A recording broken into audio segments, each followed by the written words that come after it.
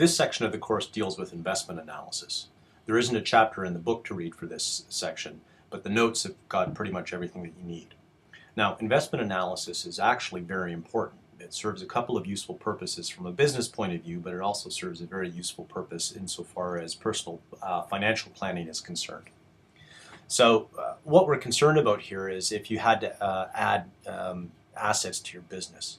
So in the past we've talked about fixed assets and capital assets, and when we're dealing with investment analysis, what we're doing is talking about the addition of any intermediate or fixed assets to a business.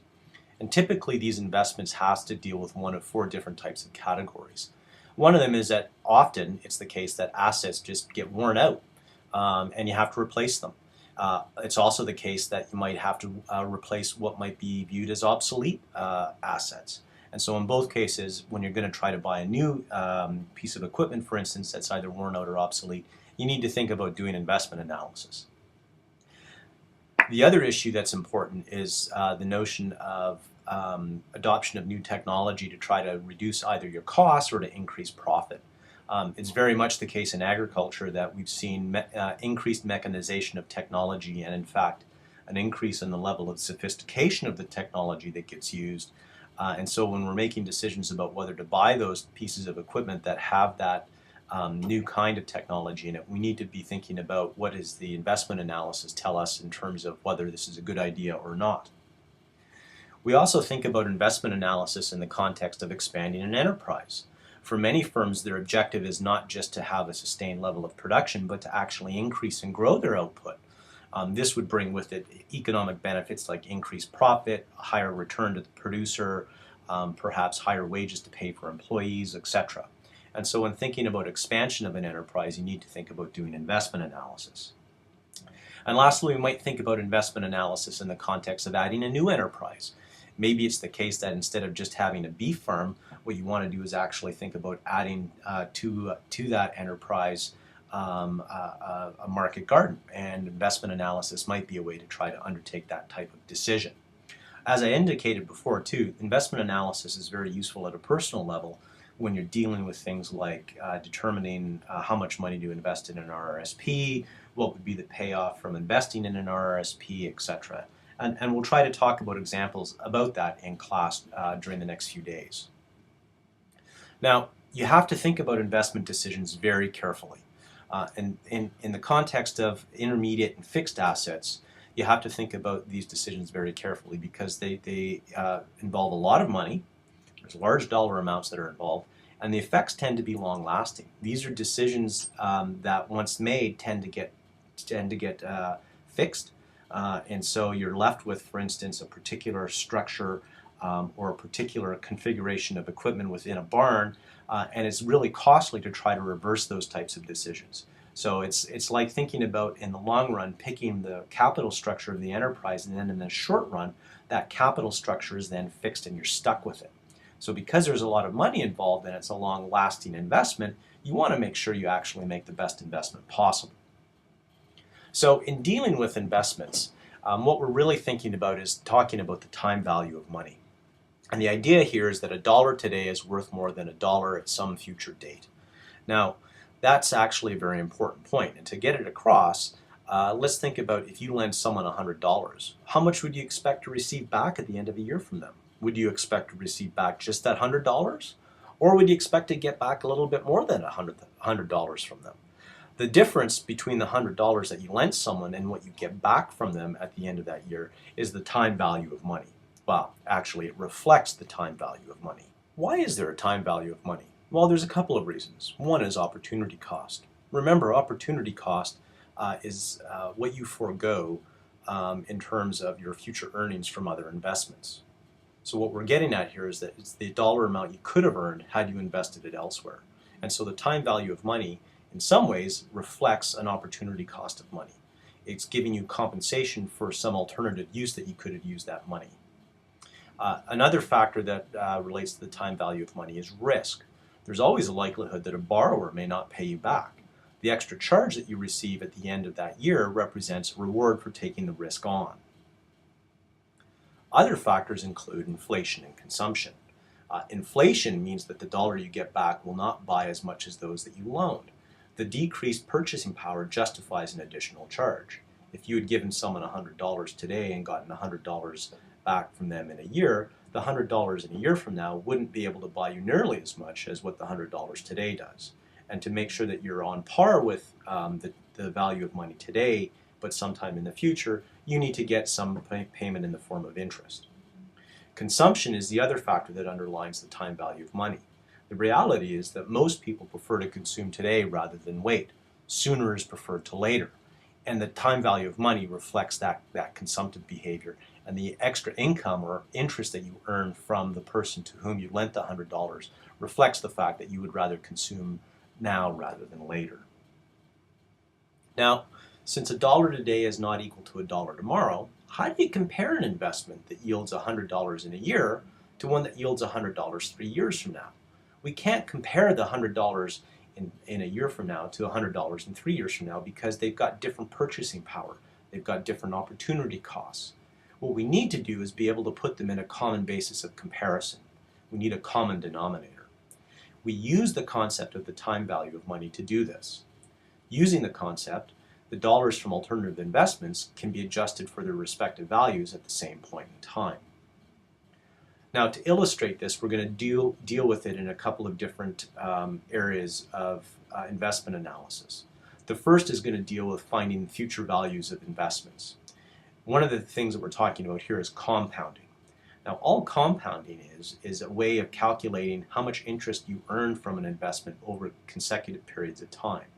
It's used to find the future value of a dollar amount when its present value is known, and it implies that there's growth. So, for instance, if a sum of money is deposited in a savings account, it will grow until it's withdrawn, and the growth will reflect the interest that you earn on those savings. How much that investment is worth in the future depends on three things.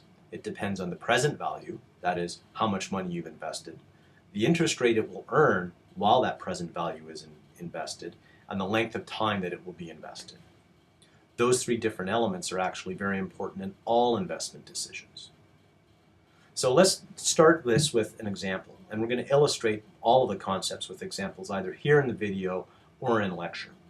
Suppose $1,000 were invested in a savings account at 8% interest, and that interest is compounded annually.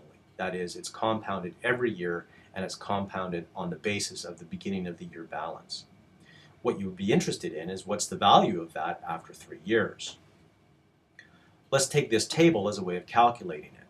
What I've done is I've illustrated that we've got a 3-year planning horizon, and I've got a column labeled the beginning balance. That's how much money we have at the start of each year. Annual interest earned simply shows the amount of interest that we're going to earn in the respective year, and the ending balance shows the beginning balance plus the interest that we earned in that year. In the first year, we'll earn $80 in interest. That's simply 8% of $1,000. Our ending balance then becomes $1,080. Our ending balance at the end of year 1 then becomes the beginning balance in year 2. In year 2, the interest earned will be 8% of the beginning balance in year 2. And so that means that our interest will actually be more than $80. It'll be $86.40. We then add that to the beginning balance of year 2 to get our ending balance at the end of year 2. So $1,166.40. That then becomes our beginning balance at the start of year 3. Our annual interest earned is 8% of the beginning balance at the start of year 3, or $93.31. That annual interest earned in year 3 then is added to the beginning balance to give us the ending balance at 3 years of $1,259.71.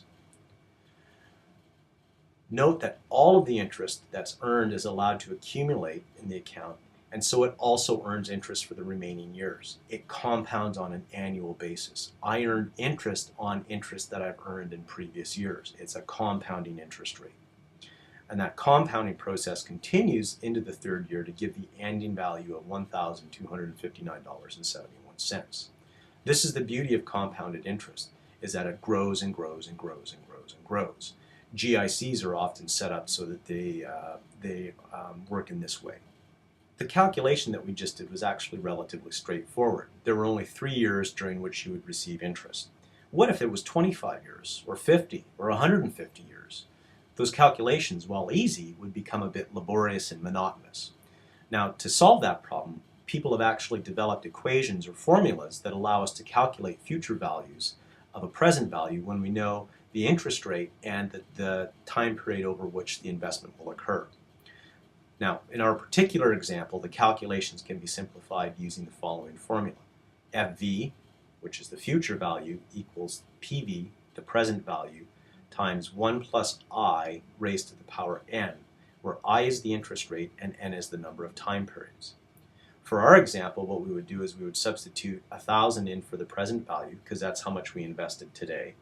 I would be the 8% interest that we're going to earn every year, and n is 3, the number of time periods.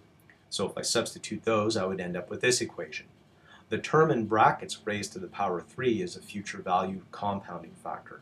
The next step is to calculate what that future value compounding factor would be. In this particular case, it's 1.25971. Now I've carried 7 decimals, and the reason I've carried 7 decimals is to illustrate that these decimals do carry on for a very long time, but it also gives us back the exact answer that we had when calculated by hand. If you're concerned about the number of decimals that you should be carrying, I will tell you in an exam or an assignment how many decimals to carry.